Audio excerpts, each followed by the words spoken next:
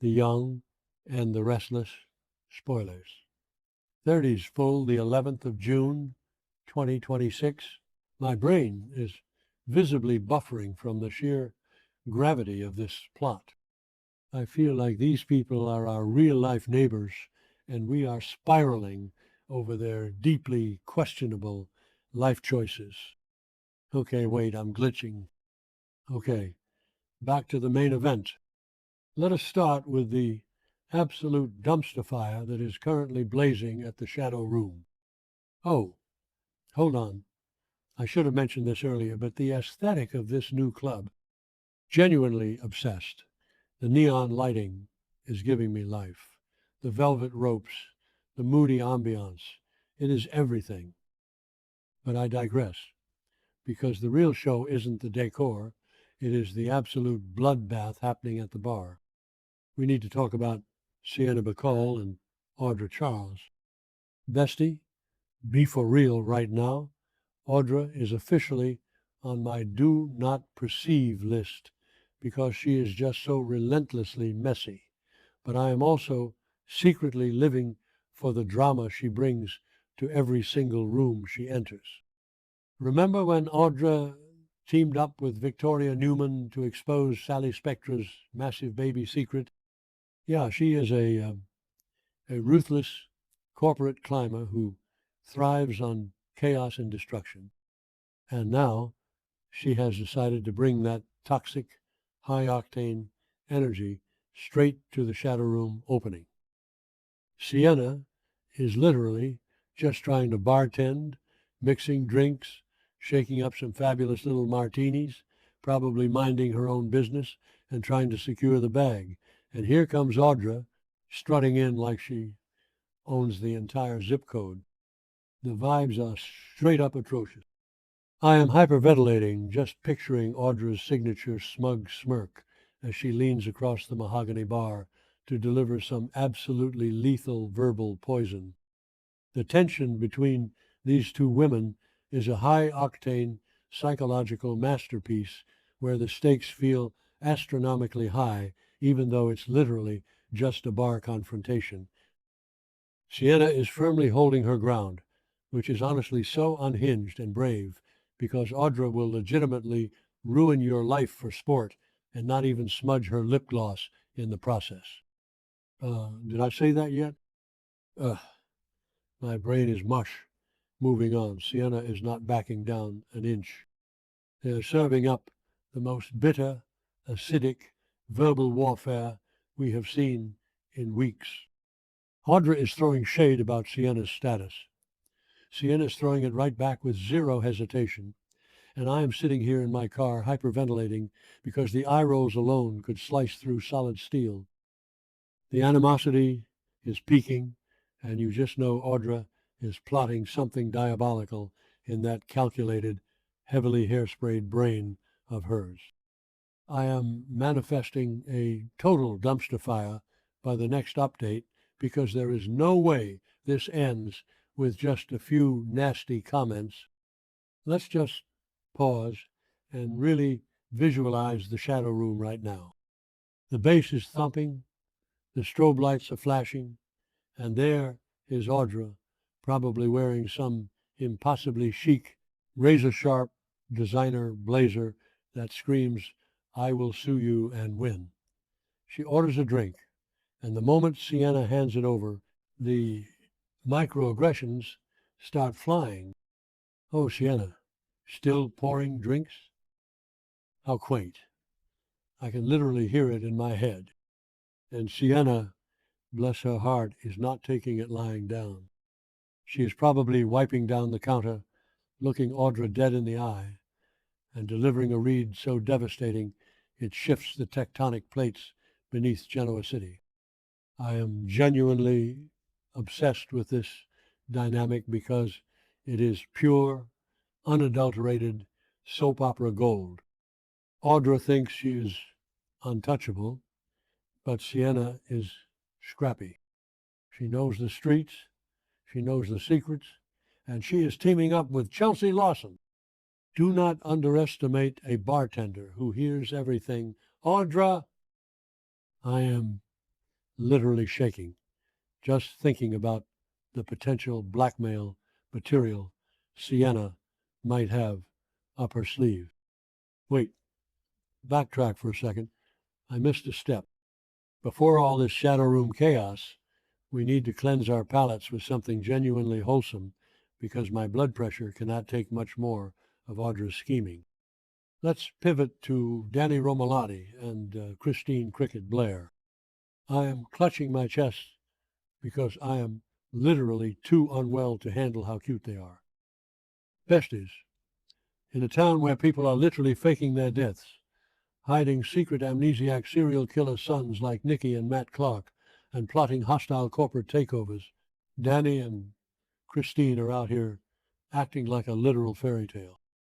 Danny has planned this massive romantic surprise for Cricket, and it is giving me all the feels. After all these years, after all the decades of drama, the rock star is still pulling out all the stops to show his wife that their love is as strong as it was back in the day. I mean, we love a supportive king. Danny recently got back from Barcelona, right? And he has been so incredibly supportive of Christine pondering that huge district attorney job offer. He literally told her to do whatever makes her happy, even if it means she can't travel the world going to all his rock concerts anymore. And now he is hitting her with a surprise that makes her look at him in a completely new light. What is the gesture? Is it a song he wrote just for her? Is it a vow renewal under the stars? A private candlelit concert in Chancellor Park? I am straight up losing my mind trying to guess. The spoilers say she is absolutely delighted, and honestly, in a town where Victor Newman is using terrifying AI programs to frame Phyllis and steal entire conglomerates, a little pure, unadulterated romance is exactly what our weary souls need. It's like a warm, fuzzy blanket amidst a literal apocalyptic war zone.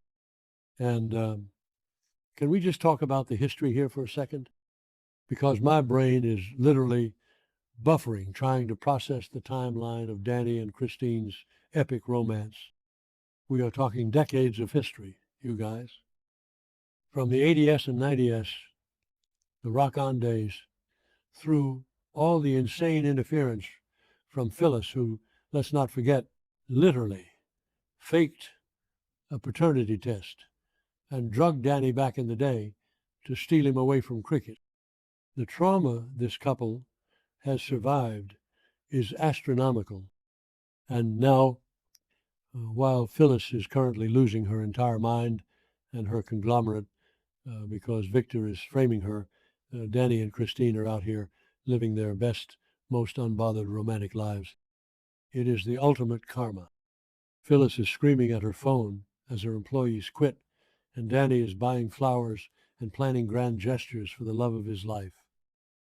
I am straight up cackling at the poetic justice of it all. Did I say that yet? My brain is mush. Moving on, but seriously, the contrast is cinematic perfection. Speaking of the Romolotti family, my mind just completely veered off into a random tangent about their son Daniel. Like, imagine Danny being all suave and romantic, while Daniel is out here getting brutally friend-zoned by Tessa Porter and missing his trip to Spain because of the endless Mariah Copeland prison drama. The contrast is genuinely hilarious. Daniel is out here fighting for his life in the friend zone, while his dad is sweeping the legendary Christine off her feet. Okay, snapping back to the main tee, because I have completely derailed the narrative to scream about my own emotional damage over the Genoa City family dynamics. Did I mention I spilled my iced coffee thinking about this? Because I did. It is a disaster. Send help. my soul has actually left my physical body because we have not even touched on the most radioactive, world-ending tea of the entire week. You guys, Victoria Newman and Kyle Abbott, I need to take a deep breath. I am physically vibrating. Victoria is extending an olive branch to Kyle. Now, on the surface, this sounds mature, right? The Newman family just successfully executed Victor's ruthless plan to snatch Newman Enterprises back from Phyllis. Victoria is probably feeling very smug, very victorious, and thinks, hey, let me be the bigger person and make peace with Kyle. It signals a potential end to the icy tension between them. But we know Genoa City, besties. Nobody just makes peace without an ulterior motive or a massive, scandalous complication. But wait, hold the phone. Stop the presses. There is a vibe, a massive, undeniable shift in the atmosphere. The spoilers are heavily hinting that there is some crackling, inappropriate romantic tension developing between Victoria and Kyle. I am screaming into my steering wheel. Are you kidding me? Kyle Abbott, Victoria Newman. This is the most insane crossover event in soap opera history. I am personally attacked by this plot twist. Victoria has a history of ruthless behavior.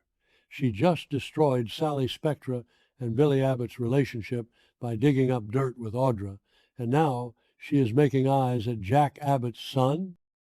The audacity is genuinely astronomical. I am straight up hyperventilating. And don't even get me started on the vibes, which are honestly so unhinged, because we have to talk about the elephant in the room. The massive, glaring, neon flashing elephant that is currently stomping all over my sanity. Claire Newman. Claire is Victoria's daughter. Kyle is Claire's ex-boyfriend. Bestie, be for real right now. Victoria's out here potentially crossing the line with her own daughter's ex-lover? I cannot even. My grip on reality is slipping.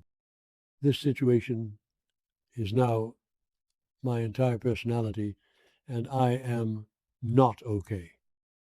The family tree in this town is not a tree. It is a deeply tangled, thorny wreath of bad decisions and trauma bonds. Wait, my brain is buffering again. Let's dig even deeper into this twisted lore. Kyle was literally married to Summer Newman. Summer is Victoria's niece. So Kyle is not only Claire's ex-boyfriend, but he is also the ex-husband of Victoria's niece.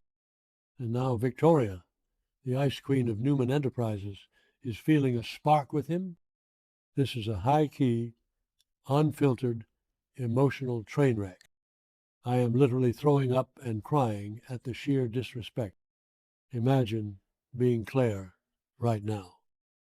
You survive Aunt Jordan's House of Horrors. You finally get integrated into the Newman family. You start a cute little romance with Holden Novak, and then bam! Your mother is suddenly playing tonsil hockey with your ex. I would legitimately pack my bags and move to a deserted island. Imagine the absolute cinematic mayhem when Claire finds out, because you know she is going to find out in the worst way possible. She's going to walk into the GCAC dining room or stumble into Victoria's office at Newman Enterprises and catch them in a compromising position. The villain arc is about to go nuclear. I'm calling it right now. Claire is going to snap. You do not just date your daughter's ex and expect everyone to sit around sipping espresso and singing Kumbaya. Claire is going to unleash a level of Newman fury that we haven't seen since Victor's prime. I am manifesting a total catastrophic meltdown at the next family gathering. And what about Kyle? Bestie, we need to talk about Kyle's mindset right now because he is officially acting like a deer in headlights. He is currently being provoked by Patty Williams, who is back in town just to cause long-distance destabilization because she is completely unhinged and obsessed with his dad. His mother, Diane, is refusing to go home because his father, Jack, was caught in a compromising position with Nicky Newman. Kyle's entire family is a walking, talking disaster zone. So, of course, when Victoria Newman, a woman who exudes power, stability, and ruthless confidence, comes walking toward him with an olive branch, he is going to be mesmerized. It is basic psychology. He is looking for a lifeline, and Victoria is offering him a silk rope that is actually a noose. I am literally clutching my pearls. Kyle, blink twice if you need help. You are walking straight into a trap set by a woman who eats weak men for breakfast.